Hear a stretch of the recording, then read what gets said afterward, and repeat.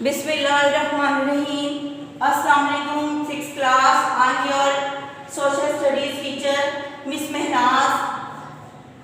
Today's our topic Aryans era. It's a unit number 6 from history. What is the theme of this chapter? Here is the important event in history of the subcontinent is the arrival of the Aryans. The Aryans belonged to a superior race and they were invaders. They were the local population of Central Asia. They pushed the local inhabitants, Dravidians, to the south and started living in the India. बड़े सगीर की कदीम तारीख का सबसे अहम वाक़या इस खित्ते में आर्यों की आमद है। आर्य से मुराद पहले भी बताया आपको कि आर्यन कौन थे। ये आला नस्ल और गैर मुल्की थे जो कि वस्त एशिया में से जनूबी एशिया में दाखिल हुए थे। तो यहाँ के मकामी जो आबादी थी उनको कहते हैं ड्राविडियंस, लोकल इनहैबिटेंट्स, ड्राविडियंस, जिनको उर्दू में द्रावड़ भी कहा जाता है। लोकल इनहैबिटेंट्स को आर्यंस ने पुश्ड टुवर्ड्स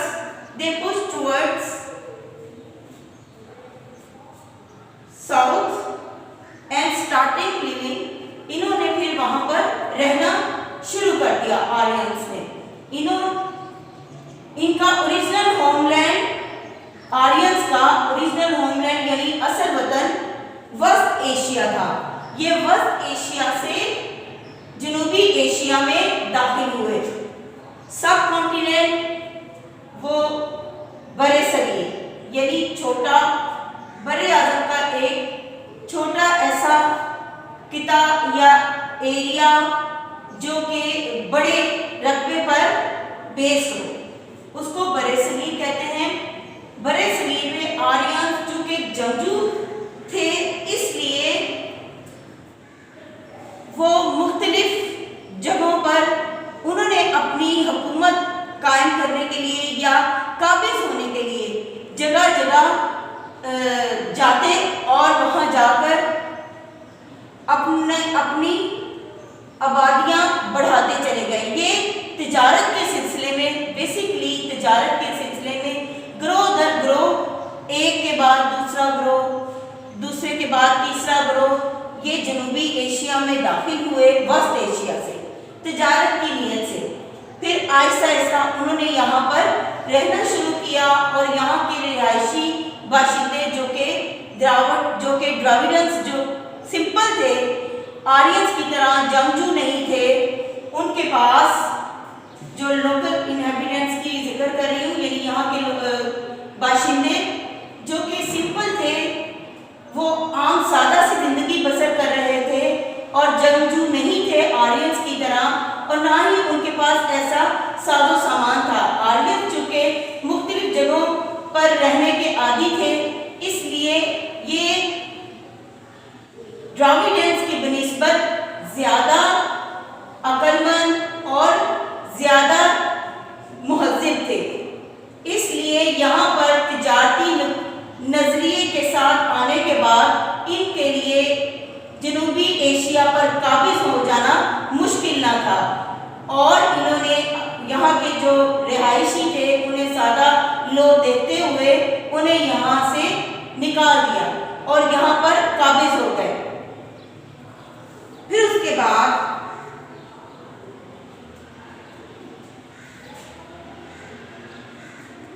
आर्य जो कि जब हिंदुस्तान में आए तो उनकी हैसियत पनाह गज़ीन की थी, यानी उन्होंने पनाह लेने की खातिर दाखिल हुए थे।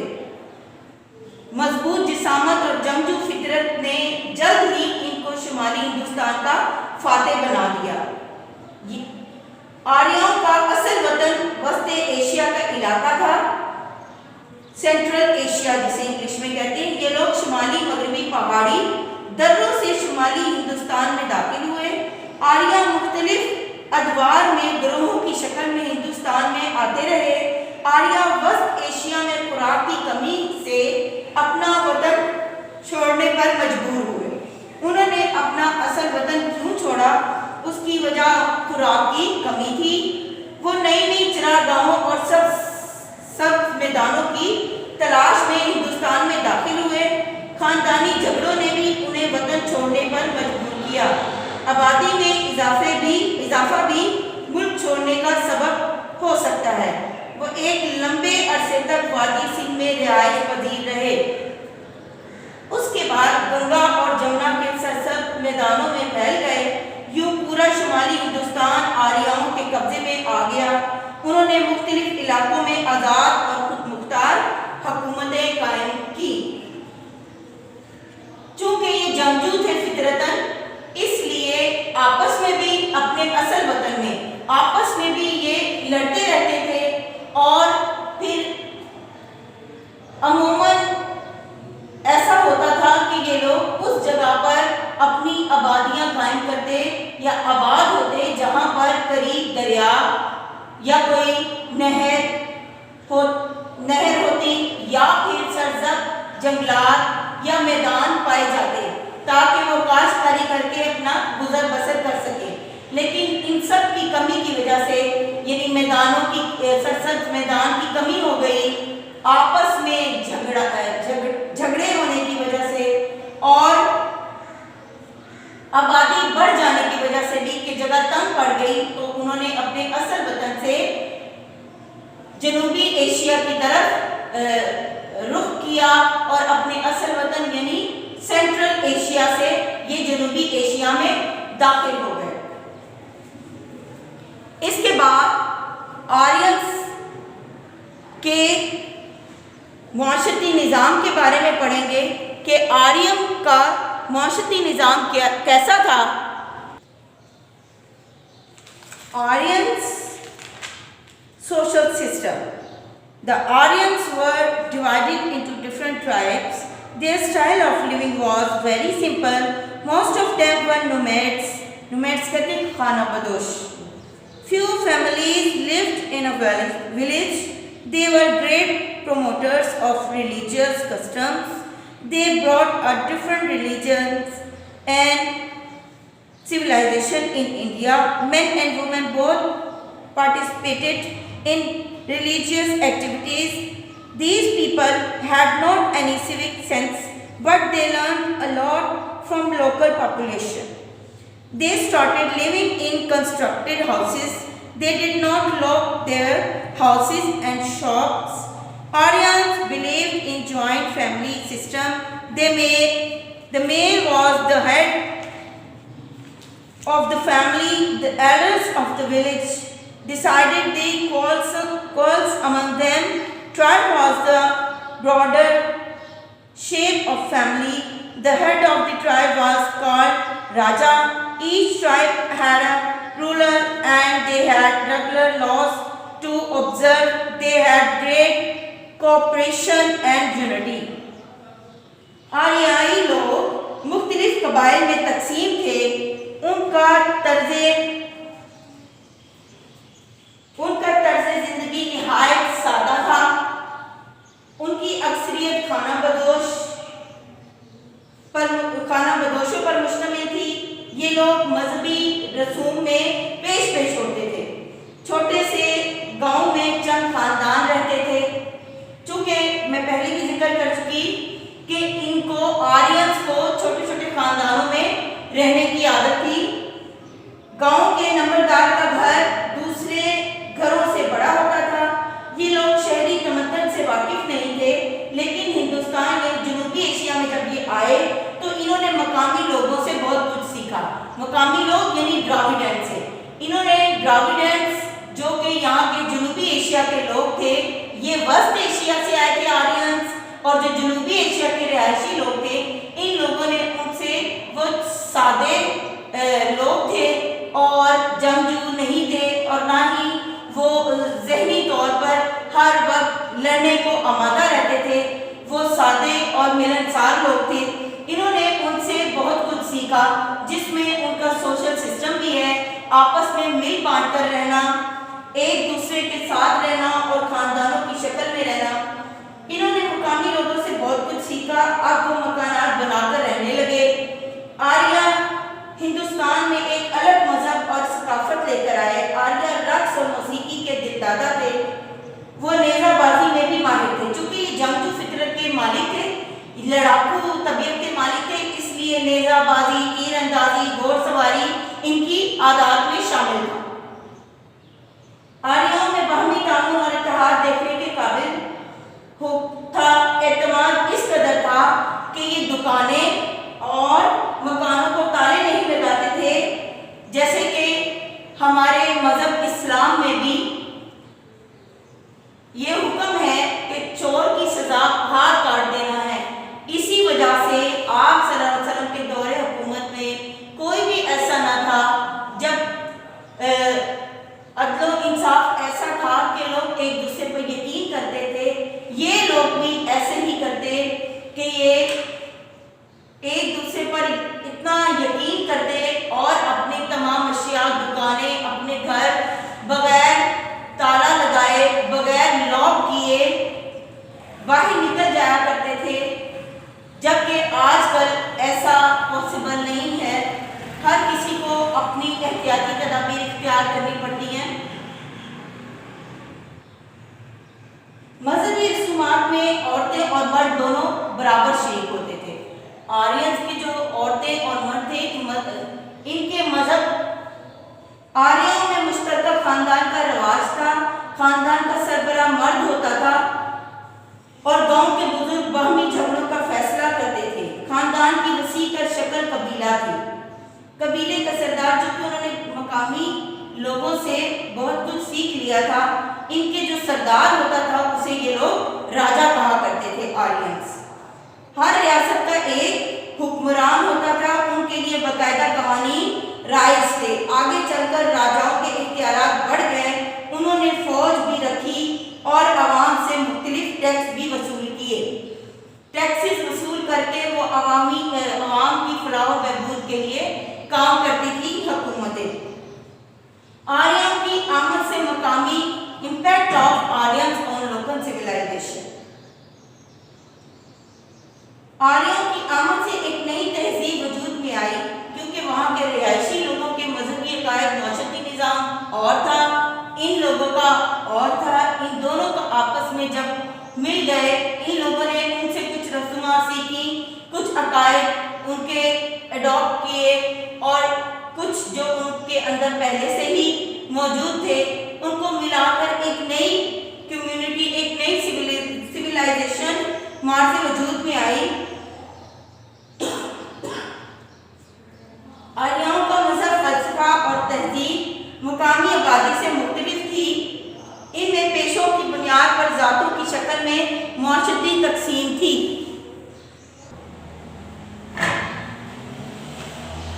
رفتہ رفتہ ہر پیشہ موروثی کہتے ہیں ورثے میں آگے سے آگے چلتے جانا۔ جو باپ کا پیشہ ہوتا تھا وہی بیٹے کا ہوتا تھا۔ اس طرح یہ ان میں ذات پات اور رنگ و نسل پیشے کی بنیاد پر تھا۔ اس کے بعد کوئی شخص پیشہ تبدیل نہیں کر سکتا تھا۔ مختلف ذاتوں کے لوگ آپس میں شادی نہیں کر سکتے تھے۔ عورت کو وراثت سے حصہ نہیں دیا جاتا تھا۔ آریاؤں کی مقامی آبادی سے اکثر لڑائی رہتی تھی۔ انہوں نے آہستہ آہستہ شہری تمدن کو تباہ کر دیا۔ مقامی آبادی آریاؤں کی غلام بن کر رہ گئی۔ اس کی وجہ کیا تھی کہ یہ کیوں ان سے لڑتے تھے؟ ایک وجہ یہ کہ یہ آپس میں ذات پات اور رنگ و نسل کے عقائد میں ملوث تھے، جبکہ موجودہ جو وہاں کی لوکل کمیونٹی تھی یا لوکل انہیبیٹنٹس تھے، وہ لوگ ان ذات پات اور نسل اور رنگ و نسل کے عقائد سے دور تھے۔ ان لوگوں نے ان پر اپنی یہ مذہبی عقائد مسلط کرنے کی کوشش کی۔ اسی وجہ سے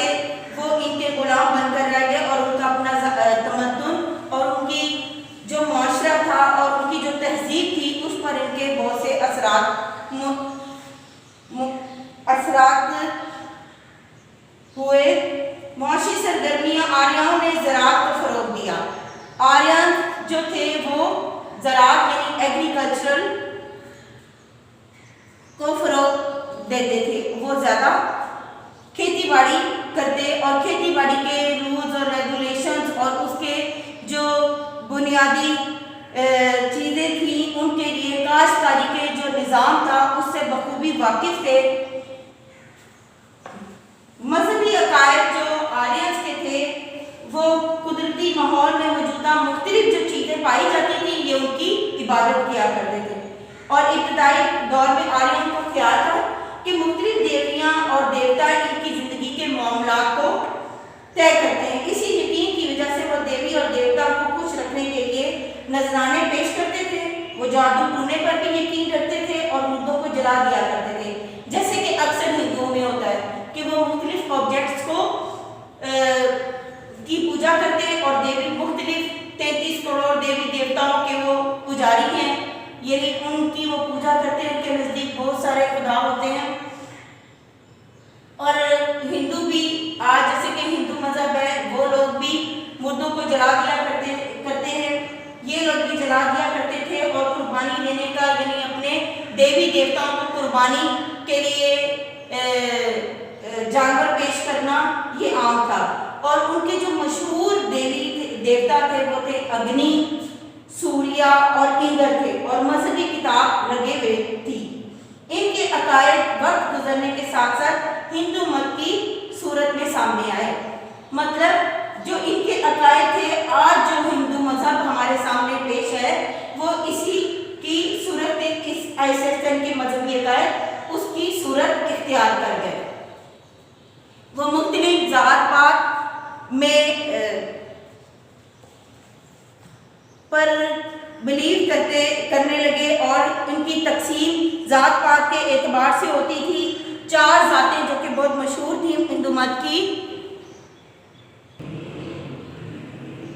آریاؤں کی،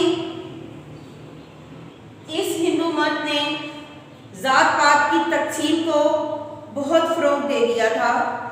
Hindu society was divided into 4 castes. These were Brahmins, Kshatriy, Vaishyas and Shudras. Brahmins had monopoly over education. Pandit and religious men belonged to this caste. Kshatriy defended the country. Vaishyas were farmers and traders. Shudras performed inferior jobs. They were forcefully kept away from the so-called superior caste of people. ہندو مت میں یہ عقیدہ ہے کہ ان کا ایک دیوتا ہے جس کے اپر پار یعنی جو سر سے جو قوم پیدا ہوئی اس کو وہ برہمن سمجھتے ہیں، ان کو وہ برہمن کہتے ہیں، اور ان کی ڈیوٹی تمام مذہبی امور کو سر انجام دینے میں اور ان کے فروغ کے لیے ہوتی ہے۔ یہ تمام زندگی ایسے ہی گزارتے ہیں اور کوئی دوسرا کام کاج نہیں کرتے، جبکہ کشتری یہ ان کے اس دیوتا کے سینے یا شانے سے نکلے ہیں اور بازوؤں سے پیدا کی گئی ہے یہ لوگ، اور یہ ان کی ذات پات کے حساب سے یہ ان کے دوسرے نمبر پہ آتے ہیں۔ ان کی ڈیوٹی ملک کی حکومت کو سنبھالنا اور فوجداری کرنا اور ایسے تمام نظام کو دیکھنا ہے۔ ویشیز وہ لوگ یہ ان کے اس دیوتا کی ٹانگوں سے بنائے گئے ہیں، اس سے لیے گئے ہیں، اس لیے یہ تیسرے نمبر پر آتے ہیں، اور ان کو کسان یعنی کھیتی باڑی اور اس طرح کے مختلف چھوٹے چھوٹے کاموں میں کے لیے رکھا جاتا ہے، اور زیادہ تر اس نسل کے جو لوگ ہوتے ہیں وہ انہی کاموں سے جڑے ہوتے ہیں، اور پھر پاؤں سے اس دیوتا کے پاؤں سے جو قوم خلق ہوئی اس کو وہ لوگ ان کے عقیدے کے مطابق شودر سمجھتے ہیں، اور وہ چوتھے نمبر پر آتے ہیں ذات پات میں ہندوؤں میں اور ان کے نزدیک یہ وہ قوم ہے جو کہ انتہائی غلاظت والے کام، باتھ روم صاف کرنا اور اس طرح کے دوسرے کئی کام یہ قوم کرتی ہے، اور ان قوم کو ان کے اپنے ہی مندر یعنی مذہبی امور جہاں پر وہ سر انجام دیتے ہیں وہاں پر جانے تک کی پابندی عائد کی جاتی ہے۔ ان کو انتہائی گھٹیا درجے پر رکھا جاتا ہے اور ان کے ساتھ بہت ہی برا سلوک کیا جاتا ہے۔ یہ ہندوازم کی ذات پات کی تقسیم تھی۔ اسی وجہ سے جب آرینز یہاں پر آئے اس مذہب کو بہت سی پروموٹ ملا، بہت زیادہ، پھر لوگوں نے برہمنز اور کشتری اور ویشیز کی غلامی، شودر خاص طور پر غلامی کرنے سے وہ تنگ آ گئے اور ذات پات کے اس سسٹم نے تمام نظام کو برہم کر دیا، دھرم برہم کر دیا۔ اس کی وجہ کیا تھی کہ ایک نظام منصفانہ طور پر نہیں چل رہا تھا، صرف ذات پات کو برتری دی جاتی تھی۔ اعلیٰ نسل کے لوگ زیادہ فیسلٹیز حاصل کر لیتے تھے اور ادنا درجے کے لوگ اس سے مستثنی تھے یا اس سے محروم رہ جاتے تھے۔ ہندوازم کے بعد جو مذہب سامنے آیا وہ تھا بدھزم۔ اس وقت ہندو مت کے بعد جو مزید دو اور بڑے مذہب تھے جن کے لوگ پیروکار تھے، اس کی وجہ کیا تھی؟ ہندو مت میں یا ہندوازم میں ذات پات کو بہت دخل تھا اور لوگوں کے ساتھ ذات پات کی وجہ سے برا سلوک ہونے لگا اور رنگ و نسل کی تفریق تھی۔ اس لیے لوگ ایک نیا مذہب بدھزم اور جینزم، یہ دو مذہب جب سامنے آئے تو لوگوں نے بہت زیادہ ان مذاہب کو اختیار کیا۔ بدھزم کے جو بانی تھا وہ گوتم بدھ تھا۔ اس کے بارے میں کہا جاتا ہے کہ وہ ایک بادشاہ تھا جو کہ اپنے محل میں ہی بند رہا، اپنی جتنی بھی اس نے عمر گزاری 29 سال کی ایج تک وہ اپنے محل میں ہی بند رہا۔ اس نے جب انتہائی ظلم بوڑھوں، مجبوروں اور غریبوں پہ دیکھا تو اتنا غمزدہ ہوا کہ وہ جنگل میں بھاگ گیا، اور جنگل میں بھاگ جانے کے بعد کچھ عرصہ اس نے جنگل میں گزارا اور پھر اس نیت کے ساتھ، اس ارادے کے ساتھ وہ واپس پلٹا کہ وہ جا کر لوگوں کی بھلائی کے لیے کام کرے اور لوگوں کی اس تکلیف کو یا ان کے غم بانٹنے کے لیے اپنی کوئی نہ کوئی تگودو کرے۔ پھر اس کے بعد یہ مذہب سامنے آیا۔ There arose a lot of problems due to caste and creed system. People wanted to get rid of this system. These circumstances gave birth to another religion called Buddhism.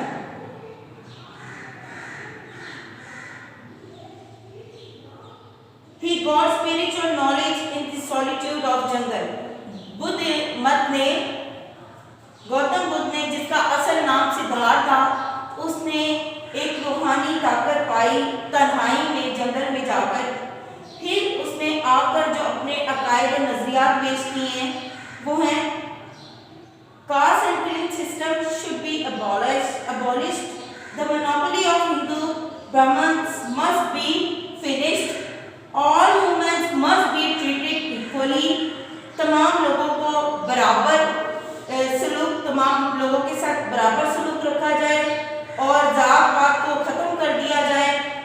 No one should be considered inferior. کوئی بھی کمتر نہیں جانا جائے گا۔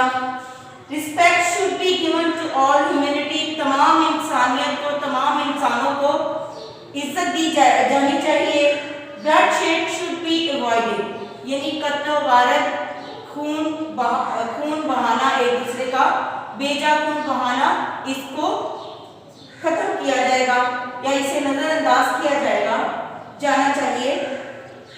One should avoid wine, gambling and telling lie. جھوٹ بولنا اور جوا کھیلنا، شراب پینا، اس نے اپنے مذہب میں منع کیا۔ One should live a simple life. हर इंसान एक सादा जिंदगी गुजारेगा। ये थी गौतम बुद्ध के अकायद और उसकी मजहबी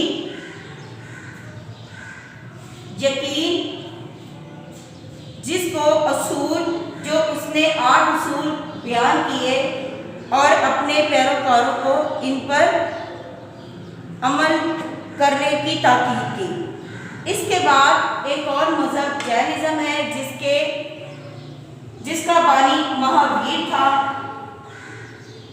और महावीर ये भारत के करीब एक कस्बा वैशाली में 599 कबल मसीह में पैदा हुआ। वो मजहब पर ब्राह्मणों की इजारादारी से नाखुश था। उसने ऐशो इशरत की जिंदगी छोड़ दी और मजहब का प्रचार करना शुरू कर दिया।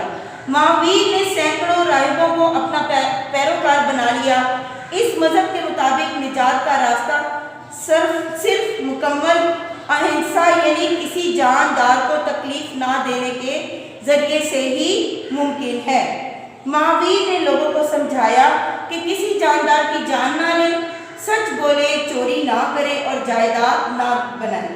इस मजहब के पैरोकार गोश्त नहीं खाते थे। इस मजहब में रूहानी जिंदगी अपनाने पर जोर दिया गया। वो जानवरों की कुर्बानी पर जैन मत के पैरोकार हिंदुस्तान के अलावा श्रीलंका, बर्मा, चीन, जापान और कोरिया में भी मौजूद हैं। हिंदू मत, बुद्ध मत और जैन मत में जो इख्तलाफात थे वो ये थे कि जैन मत और बुद्ध मत दोनों मज़ाहिब हिंदू मत की किताबों को तस्लीम नहीं करते थे, और बुद्ध मत और जैन मत में हिंदू मत के बरक्स अहिंसा यानी अदम तशद्दुद के उसूल पर बहुत ज़्यादा जोर दिया गया था। जैन मत और बुद्ध मत में तबलीग की इजाज़त थी, जबकि हिंदू मजहब में तबलीग के ज़रिए हिंदू नहीं बनाया जा सकता था। जैन मत और बुद्ध मत में गुनाहों से बचने की तनकीद की गई। हिंदू मत के मुताबिक स्नान यानी गुस्ल करने से गुनाह खत्म हो जाते हैं। हिंदू मत में दुनियावी जिंदगी गुजारने पर जोर दिया जाता था, जबकि जैन मत में और बुद्ध मत में दुनियावी जिंदगी को तर्क कर दिया जाता था और रूहानियत की तरफ माइल किया जाता था। फिर इस चैप्टर में हम पढ़ते हैं गंधारा आर्ट। गंधारा आर्ट ये पाकिस्तान में मौजूद कश्मीर से लेकर टेक्सला के इलाकों तक फैला हुआ है और टेक्सला गंधारा आर्ट का मरकज था। यहाँ के रहने वाले लोग बुद्ध मत के पैरोकार थे। वो मुजस्मे बनाकर अपनी मजहबी रसूमात को जाहिर करते थे। ये ज़्यादातर यानी बुद्ध, आपने ये एरो का साइन देख रहे हो, गंधारा आर्ट में मुकम्मल तौर पर बुद्धिज्म को की पोर्ट्रेट स्टैचूज बनाए गए हैं। बुद्धिज्म से ये रिलेट है, जिसमें गौतम बुद्ध के उठने बैठने, खाने पीने और उसके लिबास और उसकी रियासत करने के जो स्टैचू हैं वो बनाकर उसके बारे में बताया गया है कि अगर बकौल इनमें मुख्तलिफ पोर्शन है कि किस तरह वो अपनी ज़िंदगी बसर किया करते थे, कौन से लिबास पहना करते थे।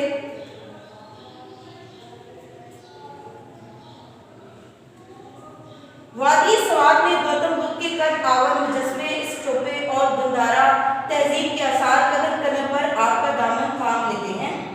ये आसार दुनिया भर में बुद्ध मत के ज़ायरीन के लिए इंतहाई मुक़द्दस और मुतबर्रिक समझे जाते हैं। शंद्रवास्तुपा वादी स्वाद में बड़ी कोट के करीब तैयार किया गया था। हजारों साल गुजरने के बावजूद इसके असरात आज भी स्वाद में आसार कदीमा की शक्ल में हर जगह फैले हुए हैं। गंधारा आर्ट गौतम बुद्ध के मुख्तलिफ मुजस्मों और पत्थरों के नकूश का मजमूआ है। गोया संगे तराशी, मुजस्मा साजी, तस्वीर कशी और मुख्तलिफ नकूश पर कंधाकारी का जो फन वजूद में आया उसे गंधारा आर्ट का नाम दिया गया है। गंधारा ना सिर्फ फन का नाम है बल्कि ये एक मुकम्मल तहजीब का आयनादार है। शुरू में गंधारा आर्ट यूनानी फनून लतीफ़ा के ज़ेरे असर था, लेकिन बाद में इसमें मकामी रंग गालिब आने लगे। यूनानी आर्ट को बुद्ध मत की तालीमात के मुताबिक ढालने की कोशिश की गई। गंधारा में दुनिया की कदीम तरीन नालंदा यूनिवर्सिटी कायम की गई थी, जहाँ इल्म ممالک سے طلبا بھی آتے تھے۔ گندھارا آرٹ میں گوتم بدھ کی پیدائش، فاقہ کشی اور گھر سے روانگی کے مناظر بڑی خوبصورتی سے دکھائے گئے ہیں۔ پھر اس کے بعد ہم اپنے اس چیپٹر میں پڑھتے ہیں سکندر اعظم کا حملہ، الیگزینڈر کا ہندوستان پر حملہ۔ پھر اس کے بعد کون کون سی حکومتیں تھیں جو کہ ہندوستان میں جنہوں نے سلطنت اپنی بنائی، جیسے کہ گپت، موریہ، اشوک نے اپنی حکومت بنائی، گپت حکومت کا قیام، آزاد حکومتوں کا ہم اس میں پڑھیں گے۔ پھر اس کے بعد اس میں ہم پڑھیں گے کہ الیگزینڈر یونان میں 356 قبل مسیح کہتے ہیں حضرت عیسیٰ کی پیدائش سے پہلے کے ادوار کو ان کے ساتھ BC لگایا جاتا ہے، یعنی بیفور کرائسٹ، یعنی قبل مسیح میں جو واقعات ہوئے اس میں الیگزینڈر سکندر اعظم کا حملہ یونان میں پیدا ہوا ہے۔ اس نے دولت پر قبضہ جمانے اور دنیا کو فتح کرنے کے ارادے سے ہندوستان کا رخ کیا۔ ہندوستان پر یہ پہلا یورپی حملہ تھا۔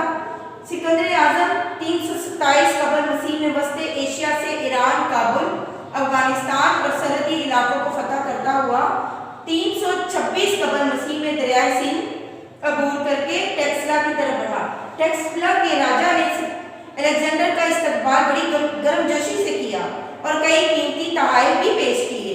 اس سے الیگزینڈر بہت خوش ہوا۔ ٹیکسلا میں قیام کے بعد سکندر جہنم کی طرف بڑھنے لگا تاکہ راجا پورس پر حملہ کر سکے۔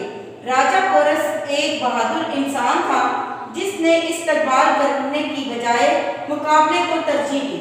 لڑائی شروع ہوئی تو سکندر نے پورس کے ہاتھیوں پر تیروں کی بارش کر دی، اس سے پورس کی فوج درہم برہم ہو گئی۔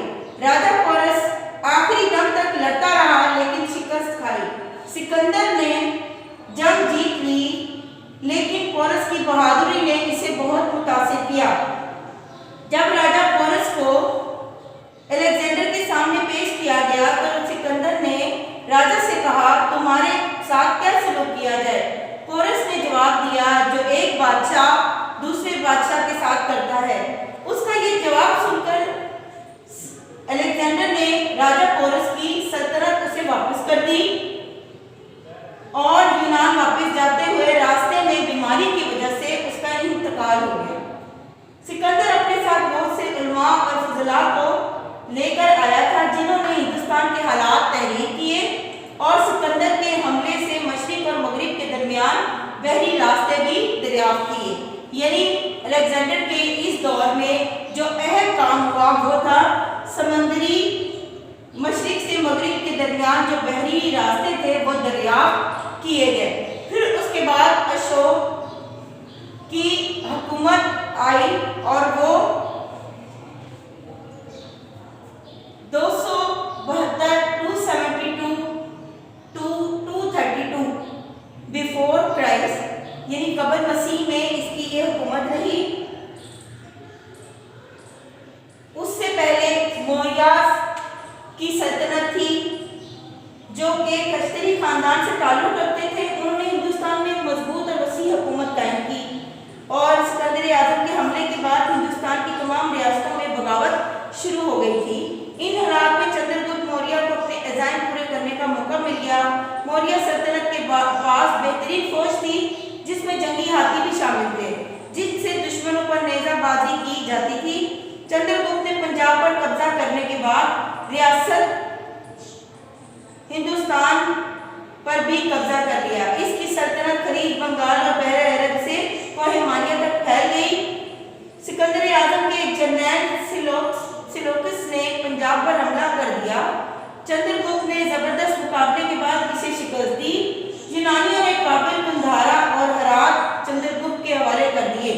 چندر گپت نے بنگال، بہار، یوپی، مالوا اور جنوبی پنجاب تک کے علاقوں پر بھی تسلط قائم کر لیا۔ اس کے بعد اس نے جنوب میں میسور، کشمیر، سندھ، شمالی ہند، بلوچستان اور افغانستان کے علاقے بھی اپنی سلطنت میں شامل کر لیے۔ موریہ حکومت تقریباً 185 سال قائم رہی اور चंद्रगुप्त के अहद का सबसे कदीम तरीन शहर टेक्सला था। ये एक बहुत बड़ा शहर, खुशहाल शहर था। इस शहर में यूनिवर्सिटी कायम हुई जहाँ साइंसी और फनी उलूम की तालीम दी जाती थी और यहाँ पर महसूल, मवासलात, कानपुनी, ज़राअत, तिजारत, जहाज़रानी के शोबे भी कायम किए गए थे। अशोक की हुकूमत में, जिसका दौर 272 का 223 कबल मसीह है, इसने Ashok was the grandson of the Chandragupta man. He was enthroned in 260 BC after the death of his father Batusra. He inherited a great empire. He made very strict rules. He killed his brothers to get hold of state of Magud. He attacked to capture the state of Orissa.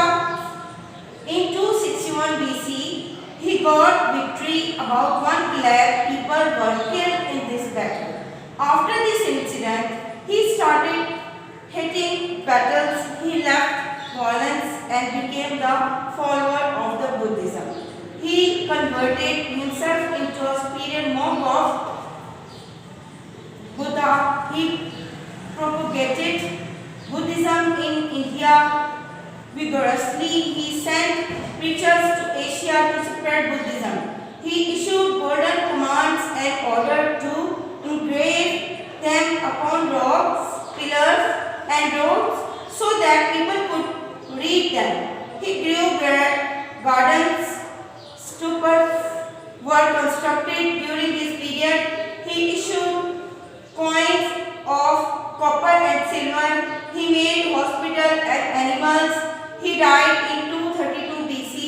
After his death, his son began fighting for throne and India was divided into many states. After that,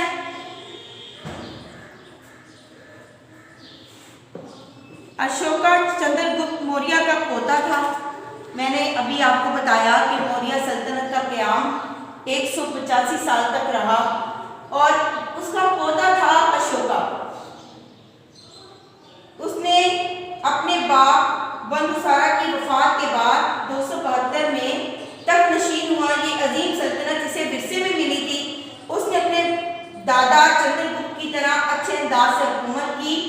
इसके कवानीन बड़े सख्त थे। इसने अपने भाइयों को खत्म करके रियासत में का तख्त हासिल किया।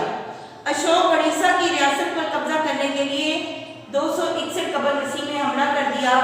अशोक को फतह हुई। इस जंग में तकरीबन 1 लाख आदमी मारे गए।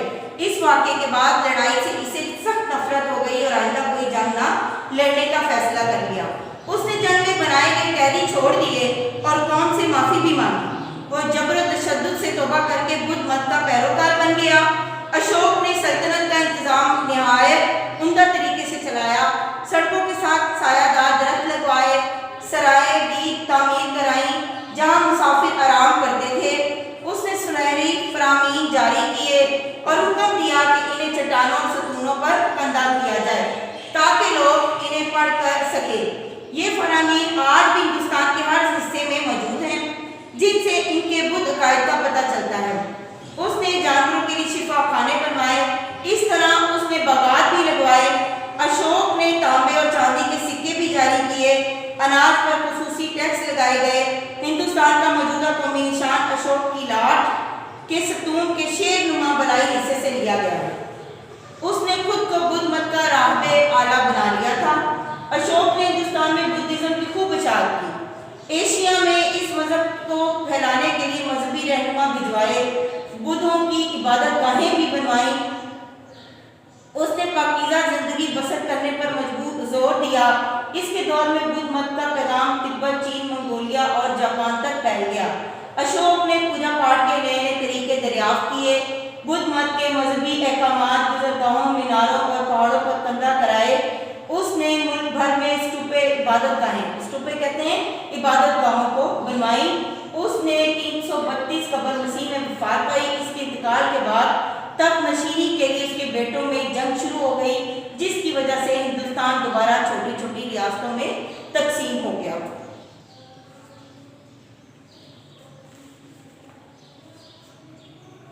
फिर उसके बाद अशोका की हुकूमत के बाद फिर गुप्ता हुकूमत सल्तनत आई, जो कि 320 ईस्वी में। कबल मसीह, ये जो अभी तक हमने जितनी भी हुकूमतों के बारे में पढ़ा वो कबल मसीह थी, हज़रत ईसा की पैदाइश से पहले की। और ये गुप्ता रूल ये 320 ईस्वी यानी हज़रत ईसा के दौर की, ये उस वक्त की सल्तनत है। फिर उसके बाद गुप्ता सल्तनत के बाद जो आज़ाद रियासतें कायम हुई वो 8वीं, 9वीं, 10वीं और 11वीं सदी पर मुश्तमिल थी। गुप्ता जो रूलर थे चंद्रगुप्त अव्वल ने गुप्त हुकूमत की, इसकी भी नस्ल दर नस्ल गुप्ता सल्तनत में पहले गुप्ता अव्वल, फिर उसके बाद सुंदर गुप्त ने हुकूमत की और फिर चंद्रगुप्त सानी ने हुकूमत की। और फिर इन तीनों की हुकूमत के बाद फिर इस गुप्त हुकूमत का खात्मा हुआ। इसका आखिरी हुक्मरान चंद्रगुप्त सानी के बेटे कुमार गुप्त ने 42 साल हुकूमत की थी। चंद्रगुप्त अव्वल ने जो हुकूमत की बुनियाद 320 में रखी थी, गुप्त अहद में हिंदुस्तान दोबारा मुत्तहिद हुआ और हिंदू मत को फरोग हासिल हुआ। अशोका ने बौद्ध मत को फरोग दिया था और चंद्रगुप्त के रूल, चूंकि ये हिंदू था, इसने अशोका ने इतना जुल्म सितम देखा तो उसने बुद्ध मत को अपना लिया और बुद्ध मजहब को अपना लिया और फिर उसी की तरवीज की। जबकि चंद्रगुप्त जो था वो हिंदू था और उसने अपने मजहब की तरवीज की और उसको फरोग दिया। इसने 335 ईस्वी में वफात पाई। फिर उसके बाद इसका बेटा समुद्रगुप्त तख्त नशीन हुआ, जो एक अजीम फातेह और मुदब्बिर इंसान था।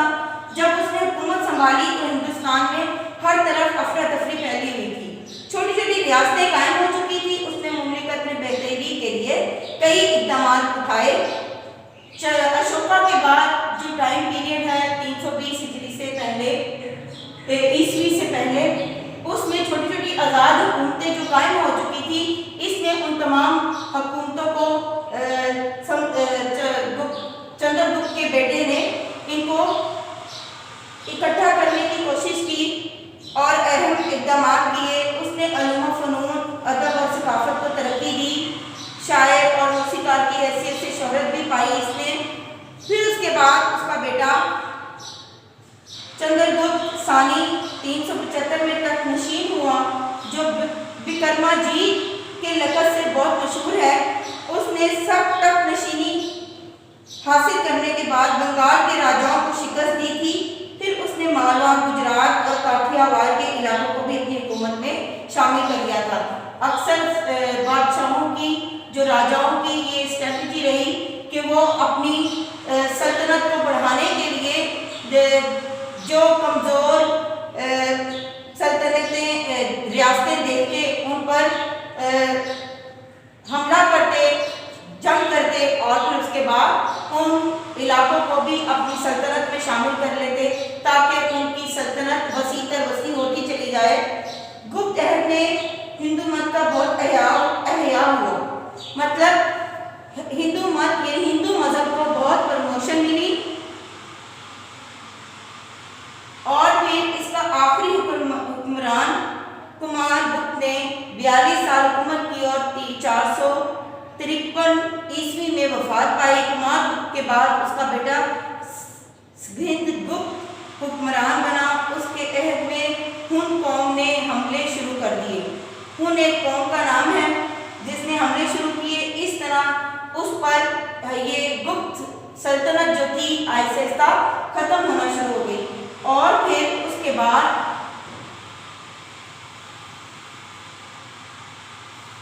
गुप्त खानदान के बाद हिंदुस्तान की वहदत انتشار کا شکار جو ہوئی، اس کے بعد جو ملک چھوٹی چھوٹی ریاستوں میں تقسیم ہوا، اس ریاست کا راجا ہریش ورمن تھا جس نے شمالی ہندوستان کو نئے سرے سے منظم کیا تھا۔ یہ آزاد ریاستیں جو تھیں، ہریش کی وفات کے بعد شمالی ہندوستان میں راجپوتوں نے کئی ایک آزاد ریاستیں جو قائم کی تھیں، وہ تھی کنوج، دہلی۔ یہ انڈیپینڈنٹ اسٹیٹس جو تھیں وہ 8th, 9th, 10th and 11th century میں قائم ہوئی تھی، اور کنوج کا حکمران راجا بھوج تھا جو کہ 1165 عیسوی سے 1152 تک یہ حکومت رہی۔ پھر اس کے بعد 10ویں صدی کے آخر میں دہلی تومار خاندان نے دہلی پر حکومت کر لیا۔ اس خاندان کا بانی راجا انگ پال تھا جو کہ 1170 میں دہلی پر چوہان راجپوتوں نے قبضہ کر لیا۔ پھر اس کے بعد تامل 10ویں اور 11ویں صدی عیسوی میں جنوبی ہندوستان میں تامل ریاست قائم ہوئی جو دکن سے سری لنکا تک پھیلی ہوئی تھی۔ پھر بنگال و بہار 8ویں صدی میں پال خاندان نے بنگال اور بہار پر قبضہ کر لیا، اور 11ویں صدی عیسوی میں سین خاندان حکمران بن گیا۔ بختیار خلجی نے 1203 میں اس علاقے کو دہلی سلطنت کا حصہ بنا لیا۔ جنوبی ہند راشٹر کوٹ خاندان 9ویں صدی عیسوی کے آغاز سے 973 عیسوی تک جنوبی ہند میں حکومت کرتا رہا۔ اس کے بعد چالوکیہ خاندان کی حکومت بنی۔ یادو خاندان 1200 عیسوی میں اس ریاست پر قابض ہو گیا۔ اس پورے سبق میں ہم نے آریاؤں کی